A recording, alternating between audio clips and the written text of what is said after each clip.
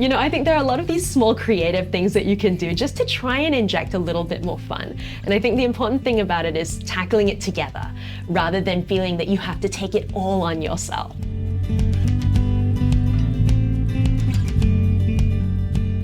Hello and welcome to the Connect to Marriage podcast. I am Delia and I'm your host for this episode. In each episode of the Connect to podcast, we'll be tackling questions that couples ask about marriage, communication, conflict, and so much more. We hope you will keep tuning in to learn with us as you grow closer, deeper, and stronger in your marriage. In a previous episode, Ernest and Elyna shared some insights and tips for couples to navigate through their first year of marriage. Today, they will be diving deeper into some very specific issues, namely managing finances and relating to in-laws. If you did not manage to catch part 1 of this episode, I would encourage you to do so.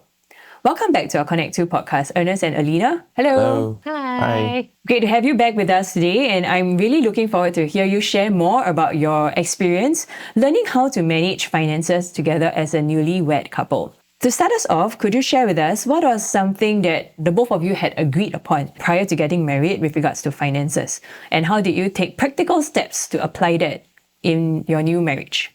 For us, one of the things that we agreed upon in the beginning was really to be vulnerable. What we realized was finances is such a tricky topic to discuss. There are technicalities of it, sure. We talked about things like, do we want a shared account? Do we want separate accounts and all of these things? These are the tactics of it. But at the heart, what was really important was to create space for us to be vulnerable with each other in talking about finances.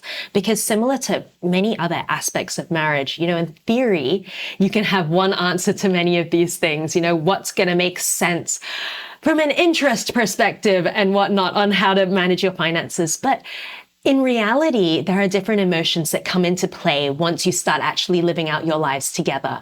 And so this vulnerability was really, really important so that it makes it a little less scary and uncomfortable to talk about finances. That's been something that's been really powerful, just building that culture of trust and vulnerability and creating those safe spaces where we can talk about finances. Yeah, I think it's tough. And I think depending on our relationship with money and how we personally manage our finances before marriage, as well as even just our upbringing as a family and how that has affected our understanding of finances, it creates very different narratives of how we want to also do that in our marriages. So I think it's important that we understand where each other are coming from.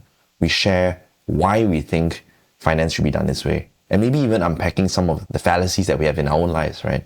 Like, I'm so tight about money because my father used to spend a lot of money and then blah, blah, blah. Not true, but I'm just saying, example, right? So those are some of the stories that may be affecting your life, and it may not be wrong, but I think the important thing is that you have control over your own marriage. And I think this narrative and alignment has to happen between both couples so that you can sort of chart that finance narrative for the family.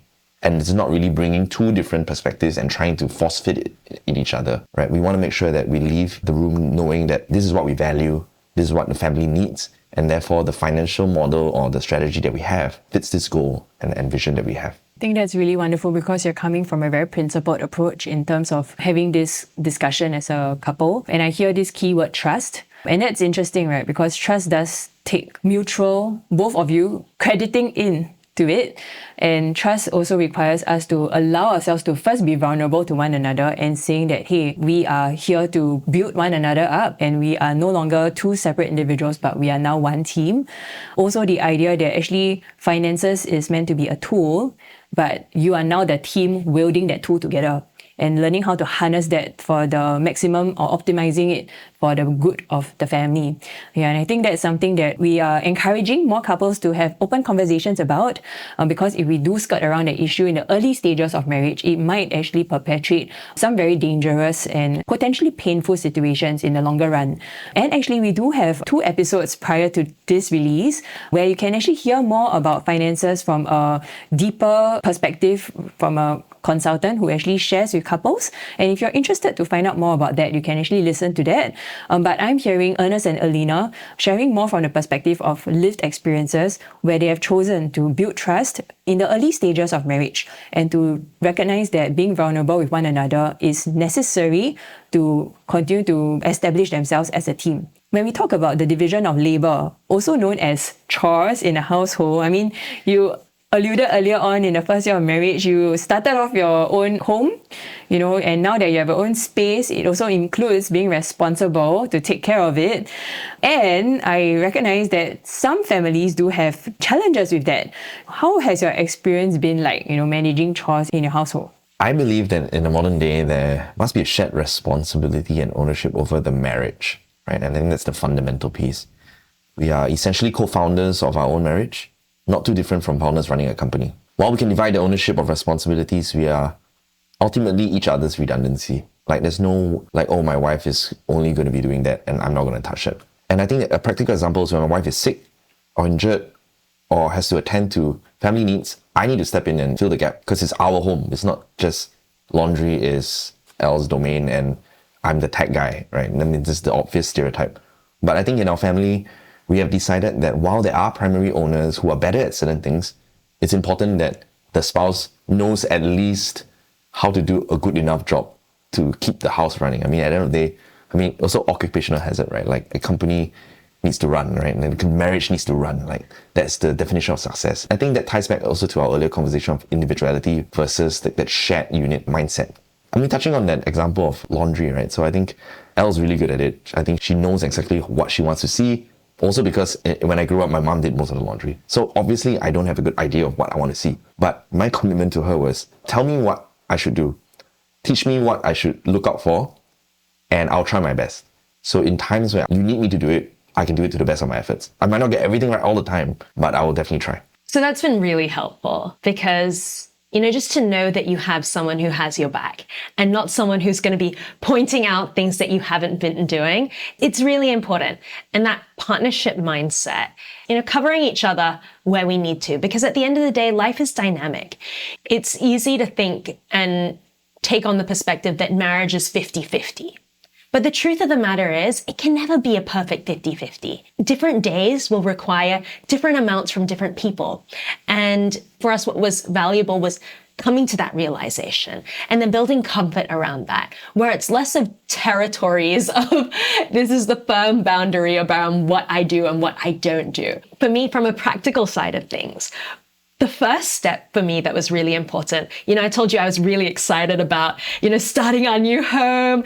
There's all the fun stuff about it, but of course it does come with a lot of the nitty gritty things, like who would have imagined there would be so much hair on the floor, laundry that is just never done, all of these things. It can be quite overwhelming.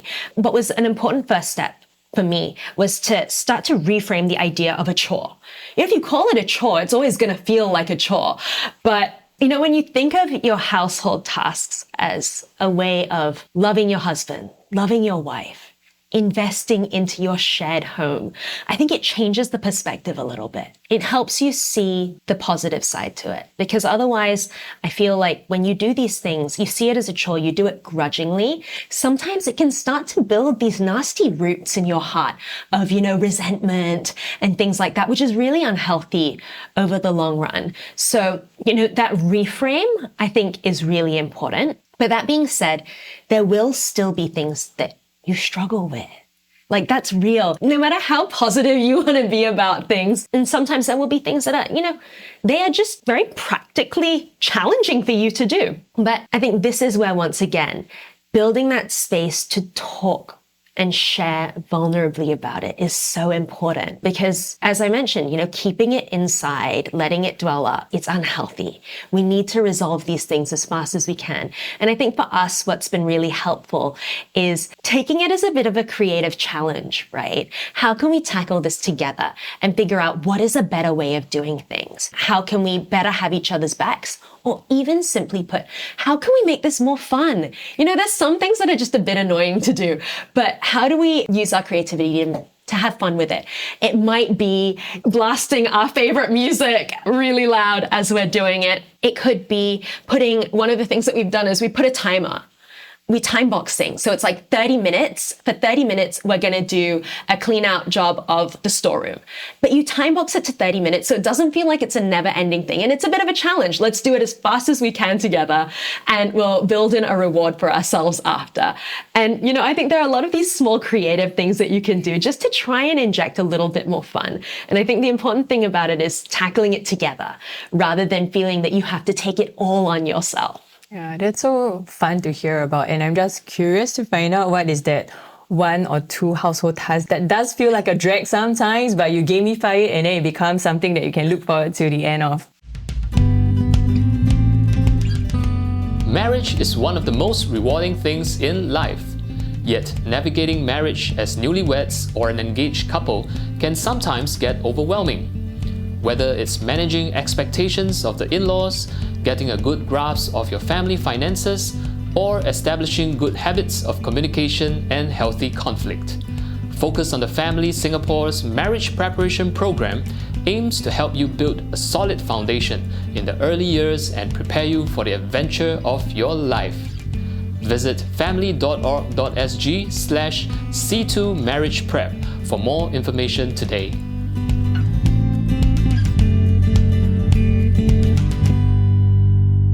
Interestingly, when we started out living in our homes, we bought more things, more things, and we start realizing, wow, there's a lot of stuff in home.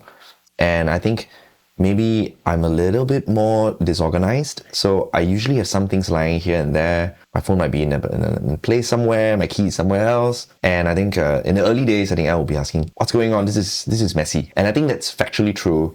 And there's something wrong with that. But I think over time, what we realized is that when we wanted each other to do things, it helps when you make the communication a little bit more fun, as you mentioned, right? And she will ask me, where's the home of this thing? Where does this thing live normally? And I'll be like, I get it. I understand. Point taken. And it's lighthearted, right? So I think when we ask our spouses to do something, there's also a certain grace that we have when we ask for a favor. Or maybe you just ask them to do something. It's not like, I'm going out to do the laundry, but it's like, I need to go out and do something. Can you help me do the laundry? I think the tone and just changes. We're all human, right? When we feel respected, we also give the same amount of respect back. So I think it's important to build that into our day-to-day communication mindset. Wow, Elyna, we need to hear some tips about how you reframe conversations instead of like, why do you like to misplace things? Or why are you so messy into like, where's the home of this thing? So this has been a learning journey. I gotta tell you, I come from a family where, my mom, she runs the house as a tight ship. And so that's kind of what I'm used to. And so, of course, when our worlds collided, there was a lot of space in between that we had to bridge. I think when you're used to things being done very properly, I think sometimes you can get a bit frustrated and you can shoot off your mouth sometimes. And I very quickly realized, though, that does not work. And, when I take a step back and I thought about how would I want to receive this feedback as well, I realized it's not constructive. You can point fingers and things, but at the end of the day, what is that going to do? It might get that individual task done, but in the grander scheme of things, you're chipping away at the marriage. So we just try to reframe some of these things. I think a lot of the time it's how do you give feedback in honest but loving and respectful ways? And as Ernest mentioned, fun ways. So this piece of advice that I got from a good friend of ours, he told us about this concept of everything in your home having a home. He's like, when you get any individual item, you just need to allocate it a home. That's a place where it lives. It's a nice, slightly lighter-hearted way of thinking about things. And so, for example, if you have friends come and visit the house, everything gets moved around, you can spend 30 minutes and you just say, okay, 30 minutes, we're going to put everything back in its home. And we have an agreement on this. We know where everything lives, so boom. Just like that, 30 minutes silence. We don't need to talk about anything, go. You just take anything that's not in its home, you put it back where it's supposed to be, and there's no uncertainty about it, but it makes it fun, it makes it clockwork, and it makes it less of a chore. You're not doing hard work, you're just putting it back in its home where it's gonna be happy and where it wants to be. And that's been a really fun learning for us, and it's helped a lot. That sounds really fun, and I can relate to that because when my husband and I first got married, I realized that we fold our t-shirts differently. And I mean, I just had to remind myself that whether the sleeves are folded in this way or the other way, or whether the collar is facing outwards or inwards, doesn't matter so long as the clothes find itself into the cupboard. I had to remind myself, that we come from different family backgrounds, and what I needed to appreciate was the effort put into wanting to help put the laundry back into its place. Yeah, and that actually brings me to the next segment of our podcast, because we do have a question from our listener with regards to our in-laws and the families that we come from. So today's question is, my husband and I have been facing some struggles with his parents. They expect us to be at their place for dinner every Sunday night. While we do value the relationship with them, we also desire to have some time and space to pursue other relationships with friends or family too. When we tried communicating this to them, they did not respond so well, and even commented to my husband that since he got married, he has abandoned them and has not been grateful to them. I really don't want to put my husband in such a difficult position, but would also really like to grow our marriage apart from his parents too. What are some ways to respectfully set boundaries with in-laws without causing friction? I think for us, don't face this specific problem, but I think this problem manifests in many different forms. It could be scheduling for a date for a family dinner. It could be just trying to get airtime with your grandchildren, all those sort of things, right? And I think for us, the rule that we have come to is actually to agree internally first before we interface with our own parents in any form. I think it's important to talk about what's our stance on this. Why can't we do this? Why should we do this? Or what can we do? And I think that's the first step before we even go and appease the parents there. Because it's important because I think there are many ways to solve the issue. And I think one of the things that we do is that we actually can't join our parents sometimes for dinners because it's either too early, there's other grandchildren, and we have work, right, and stuff like that. So what we do is that we find other times to meet our parents individually so that we still get the airtime. I think at the end of the day, it's your in-laws just want to spend time with you, your parents just want to spend time with you. The big family gatherings are nicer, but at the root of it, I think spending more time with the parents is the more key ones. I can always spend time with my niece, my nephew, and my brothers separately. And we'll try our best to always meet the big events as much as possible. But relationships are all individual. We can't just go to a big gathering and assume that that means that we have a great relationship with our parents and our siblings. It's being intentional about how we can reallocate the time so that it makes sense for us to still build that continuous relationship with our parents, our in-laws, and our brothers and sisters, right? And I think something that I always have to remind myself in all of this is that while marriage is a big emotional journey and change for the couple who are getting married, but it's also an emotional experience for the whole family. For parents who, especially, it's their first kid moving out, or even if you're not the first kid, it's emotional for them too. And I think that starting point of starting with empathy is really important, because while it's difficult for you as a couple, and it was difficult for us as well, we want to find our own rhythm of things. And yes, that is healthy, but we also need to have that empathy for our parents and understand where they're coming from too. And I think sometimes in the heat of emotions, it's easy for sometimes harsh words to come out, hurtful words to come out. But I think as we take a step back and start to think about things from their perspective, how they might feel, I think it helps to soften our hearts as well, to also give grace where we can. And I think for us, what has been important, it was a difficult thing for us too, striking this balance between family and all your other responsibilities and things that you actually want to do.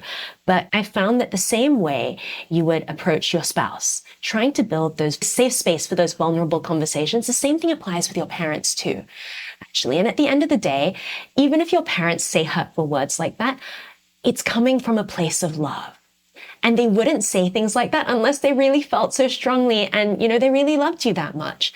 And so what we had to do in our journey was, we sat down with our parents as well. So actually our rule is, if we are talking to our parents, one practical thing is, if we have an issue or something we want to raise with his parents, he will be the one to talk to his parents. And I will step back from that conversation. We'll align first, as he mentioned, but he will take on that conversation and I'll take on the conversations with my parents. And I think that's important because when you think about trust and vulnerability, that's something that's built over time. And as someone who's grown up with your parents, you have more of that trust and that background to be able to have some of these difficult conversations. So we did that. We would speak. So I spoke to my parents and, just shared really vulnerably about the challenge that I was facing, how torn I was feeling between all of these things. And the truth of the matter is they love us more than, they love having dinner with us. And so what was helpful in that was I started to see their perspective. They started to see my perspective. Of course, this won't happen with all parents. There will be cases where it doesn't happen, but at least it started to build bridges in between the gaps, which I think was really important. And I think the last thing I'd like to share on this is a learning that we've taken away is sometimes in any relationship, not just parents, but any relationship, we can fall into this trap of thinking about focusing on the quantity of time that we spend together. But what we realized actually, as Ernest mentioned earlier, is also that actually the quality of the time spent is so much more important. And so, sometimes you can have endless FaceTime. You might have dinner with your parents like 4 times a week or 5 times a week, but they might still feel detached from you. So the power is in how do we start to rethink how we are connecting with our parents or our loved ones? How are we being intentional about having meaningful conversations when we meet rather than just eating and then leaving, so that we make the time that we carve out really count. And that has helped us move from, okay, no, we need to meet like X times a week for X number of hours for it to be enough. What you can find that with really meaningful meetup, maybe even like once a week or once every 2 weeks might actually fill those gaps and the needs that each of us have. Wow, I think that's really encouraging because what I hear you share is also about empathizing to the idea that our parents are also adjusting to this new arrangement whereby they have spent a good part of their lifetime raising you as a child of theirs and now seeing you, and while they're happy for you to have start up your own family, they're also adjusting to this idea that now you're on your own. At the heart of it, our parents want to know that we still care for them. And especially when they are still getting to know us as in-laws, for example, as a daughter-in-law. One thing I'm learning is that when I have conversations with my in-laws is to get to know them, ask curious questions, and to even show that I care by bringing things that they like, remembering things that they shared with me, and that builds relationship, right? And then in that process, they do not feel like they had lost their son in a sense, or lost a part of their family, but rather they are gaining something. And in the process, we are also forging that deeper connection because we recognize that they are also valuable to us and they need to be assured of that we will still show our care for them, just that the expression of care may look different from season to season. And it's good to have those open conversations with them on an ongoing basis as well. Actually, our parents do appreciate when we keep them posted about the developments in our lives, whether it's in a work front or, other things that we are experiencing, hobbies or commitments that we're taking on, and that gives them a glimpse into the other part of our lives that they may not see as frequently after we move out. So thank you so much, Ernest and Elyna, for sharing so candidly about the things you're going through. And I love how you inject fun into your married life together, making the day-to-day living of building a home not just functional, but it fosters intimacy in the way you relate to one another. And it also makes the environment so much more enjoyable to be in. And as we wrap up for today, I just want to ask if you have any last words of encouragement for our listeners. Yes, my tip is often we focus on filling our own tanks. I think we know when they're low, it manifests in frustration, anger, anxiety, many other emotions and behaviors. But if couples choose to focus on each other's tanks and make effort to fill them up, you will be surprised at how much easier it is for them to be filled. This act of filling the tank can come in many forms. Gratitude, apology, acknowledgement, celebration, or even just a simple act of listening. It's not about the big gestures or elaborate actions, but most of the time, it's as simple as understanding how they want to be loved and choosing to put your partner's needs above your own. In my experience, their gain is almost always more than our cost. When we live in love for each other, we tap on a truly endless supply. Yeah, that's so true. Maybe my humble advice, it's really around intentionality. When we think about marriage and family, like with any organization or group of people, there is a need to create culture. And culture can form organically But the best cultures are intentionally built. And so when we apply this to marriage life, it's important to start to think intentionally about what is this family culture we want to build? What are the rituals that we will do? What to make that a reality? What are the agreements that we need to share around, the ways of interaction, the ways of communication that are going to help build this culture that we want to see? And keeping that space, I think, for constant communication to keep evolving this. Because like we discussed earlier, married life is dynamic and life in general is dynamic. Things are always changing. We need to build a culture that is ready for change in our families, ready to continue learning, continue growing, working together to experiment, and, importantly, have fun while you're doing it. We can not just as a couple continue to grow, but that has spillover effects to us as individuals, right? How we start to become a better version of ourselves. And that's a nice virtuous loop that, feeds back into the marriage as well and leads to happier and healthier families as well. Wonderful. Thank you so much for that. I really hope that as we listen and we try and apply some of the things that we learn, may our marriages be a place where we look forward to return to, a place that we can laugh together, and also a place where we can feel safe just being together with one another. So in each episode, we end off with a couple challenge for couples to do and share with one another. And if you're listening with your spouse, I invite you to take part in today's couple challenge. Plan a gathering or outing with one set of in-laws or either spouse's side that involves an activity or conversation that shows genuine interest in their lives. For example, you can organize one that caters to their interest in nature, sports, or food. For example, a durian party. Also, share what you have learned with your spouse from this episode as well. If you have been wanting to take your spouse on a date but haven't found the time to plan something meaningful, I invite you to visit www.family.org/bestdateever to find out more about the event we have in September. You don't want to miss it. We hope today's sharing has given you some encouragement and practical handles on how you can navigate the first year of marriage, and also know that you are not alone in this journey because there is a community and resources that you can reach out to. Thank you for tuning in, and until next time, take care of yourself and your spouse.